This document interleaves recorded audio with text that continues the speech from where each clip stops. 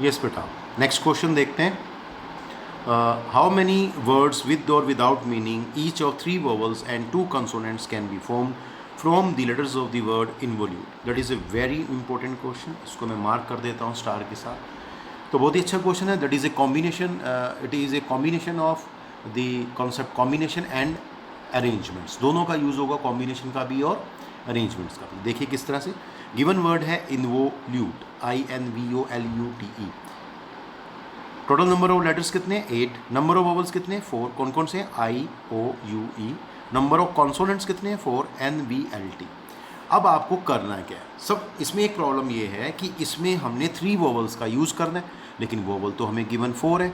इसमें 2 कॉन्सोनेंट्स का यूज़ करना है और कॉन्सोनेंट्स हमें गिवन 4 है। तो पहले हमें सिलेक्शन करनी पड़ेगी कि कौन से वोवल, हम वोवल कितनी तरह से सिलेक्ट कर सकते हैं, कॉन्सोनेंट्स कितनी तरह से सिलेक्ट कर सकते हैं। तो देखिए, तो now number of ways of selecting 3 vowels out of 4, that is 4C3। तो 4 में से 3 की सिलेक्शन होगी 4C3 से। And number of ways of selecting 2 consonants out of 4, that is 4C2। तो 2 कॉन्सोनेंट्स की सिलेक्शन 4 में से होगी 4C2 वे से।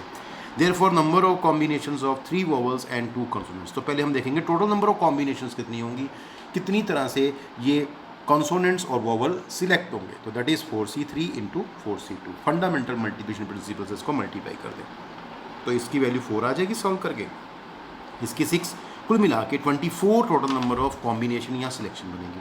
अब होगा क्या कि ये तो सिलेक्ट हुए। अब वर्ड कब बनता है? जब शफलिंग होती है। शफलिंग मतलब अरेंजमेंट्स होती है किसकी? लेटर्स की। तो लिखेंगे कॉरस्पॉन्डिंग टू ईच कॉम्बिनेशन। ये जो 24 कॉम्बिनेशन है, इसमें ईच कॉम्बिनेशन के corresponding number of arrangements of 5 letters. जो आपने 3 वोवल्स और 2 कंसोनेंट सेलेक्ट किए हैं, दैट इज़ 5 लेटर्स सेलेक्ट किए हैं, वो आपस में अरेंज होंगे, शफल होंगे आगे पीछे, ताकि वर्ड बना पाए।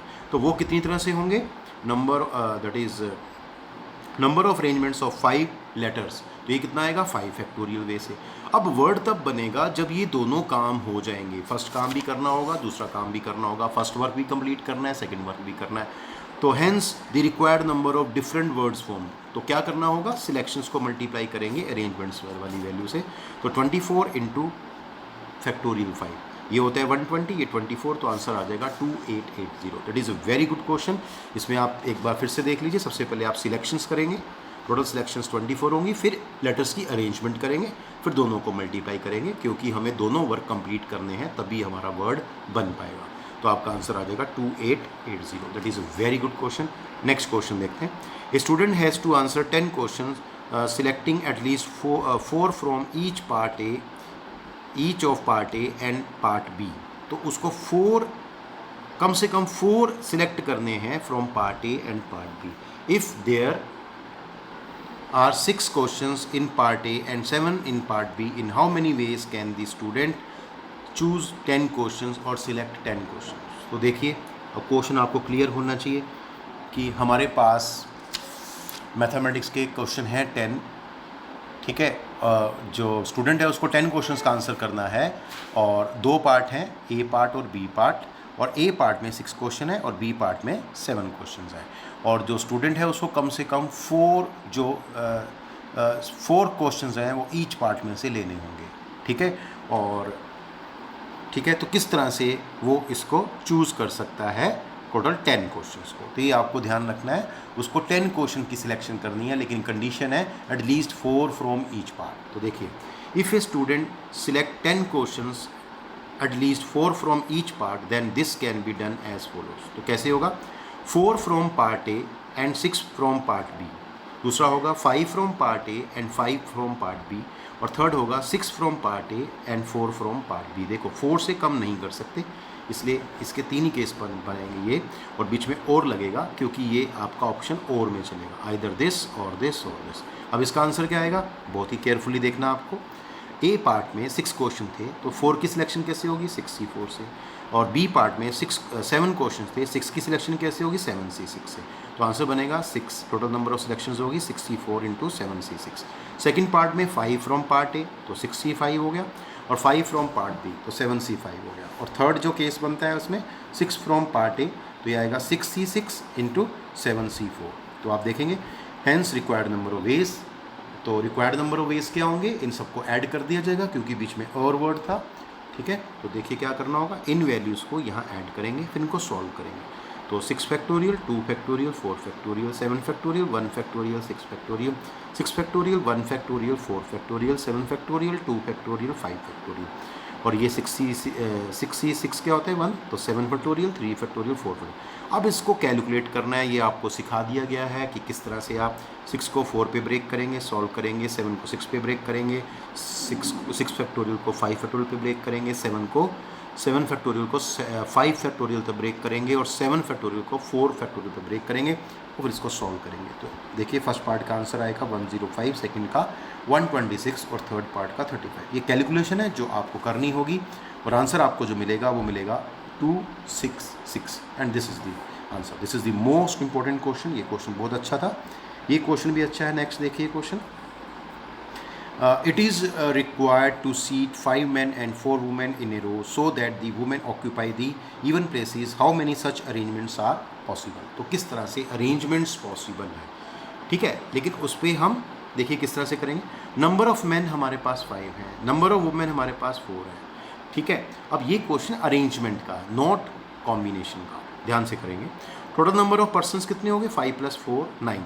अब इनको हमने क्या करना है, एक रो में इनको सीट करना है, इनकी सीटिंग करनी है। तो देखिए रो में कितने पर्सन है, 9, तो 9 ही चेयर्स होनी चाहिए वहाँ पे, है ना, चेयर्स होनी चाहिए या प्लेसेस होने चाहिए। तो ये प्लेस मार्क कर दिए गए 1 2 3 4 5 6 7 8 9।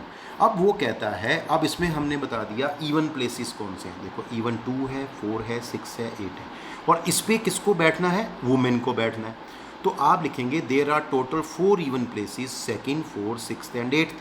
तो therefore number of ways of arranging 4 women at 4 places. तो इन प्लेसेस पे हम अरेंज करेंगे 4 वुमेन को। तो 4 पे 4 की अरेंजमेंट कैसे होती है, 4p4 दैट इज़ 4 फैक्टोरियल, ये 4 फैक्टोरियल आ गया।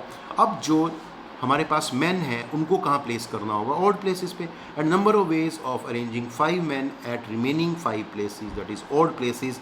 तो 5 पे 5 की अरेंजमेंट कैसे होगी, 5 प्लेसेस पे 5 मैन की arrangement 5p5 that is 5 factorial way से होगी।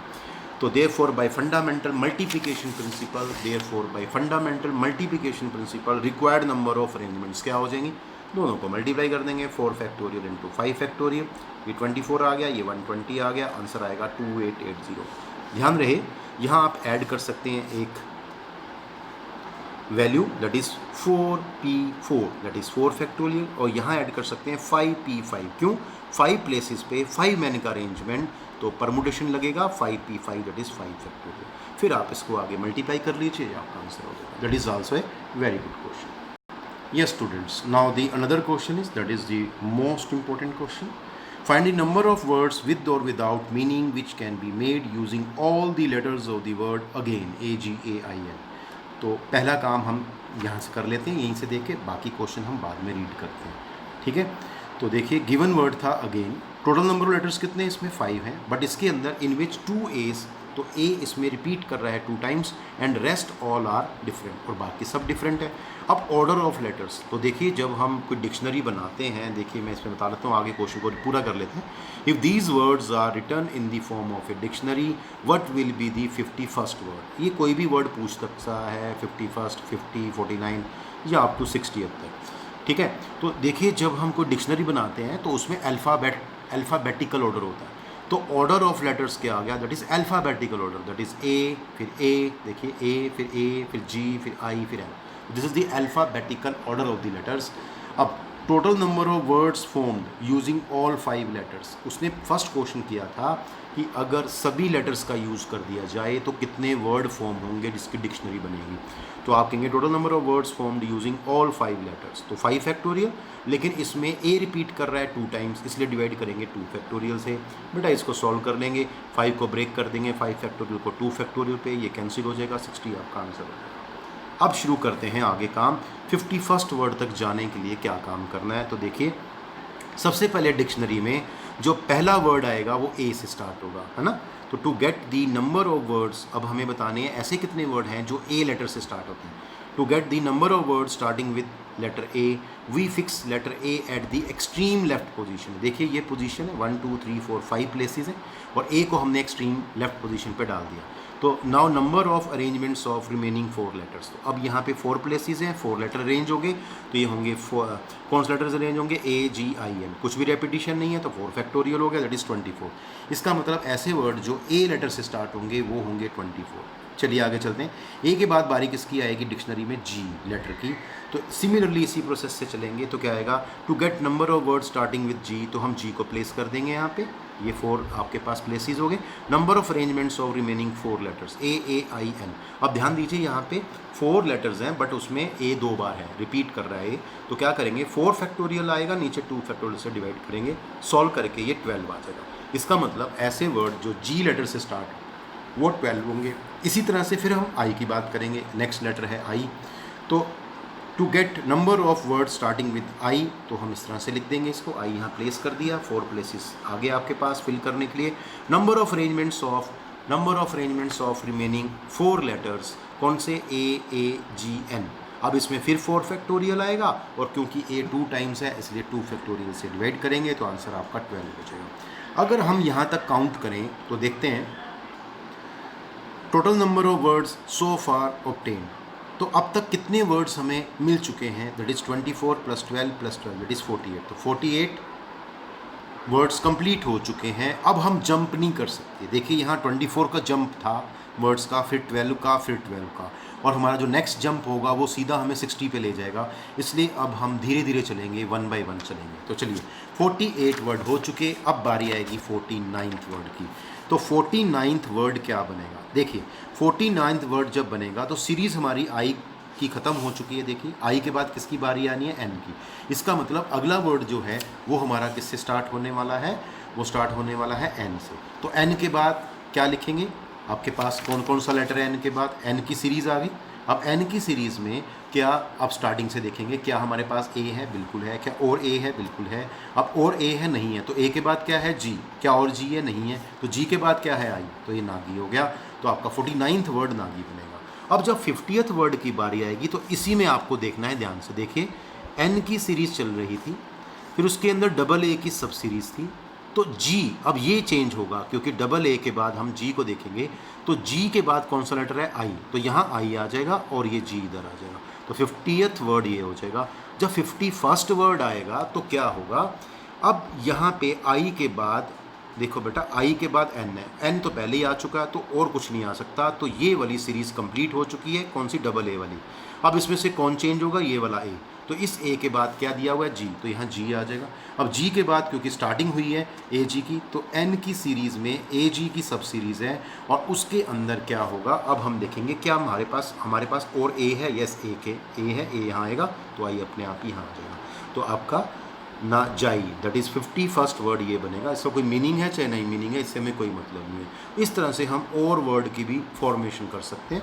तो यहाँ मैंने लिख दिया, students can form remaining words as per dictionary till 60th position. तो इस तरह से आप बाकी वर्ड्स भी बना सकते हैं जिसका मीनिंग है चाहे नहीं है। तो ये बहुत ही अच्छा क्वेश्चन है, देखिए, और ख़ासकर यहाँ आपको ध्यान रखना होगा। एक चीज़ मैं और बता देता हूँ, आप यहाँ पे मार्किंग कर सकते हैं, जैसे रफ में कर सकते हैं, फिर इसको प्लेसमेंट दे सकते हैं यहाँ पे नंबर की, पहले बड़ा नंबर, फिर पहले छोटा, फिर बड़ा, इस तरह से। जैसे ए को हम 1 मार्क कर देंगे, उसके बाद ए को 1 मार्क कर देंगे, जी को 2, आई को 3 और एन को 4। तो नंबर्स आप इसकी शफलिंग करके बना लीजिए, जैसे नंबर बनते हैं, और वैसे ही आप यहाँ बना के नंबर को फिर आप लेटर से रिप्लेस कर लो, तो उस तरह से भी कर सकते हैं। That is a very good question. आज के लिए बेटा इतना ही। तो आज आपने बहुत इंपॉर्टेंट क्वेश्चंस किए हैं, तो इसी तरह के क्वेश्चन आपके एग्ज़ाम्स में आते हैं, ठीक है, तो आपको बहुत ही ध्यान से काम करना होगा। आज के लिए थैंक यू।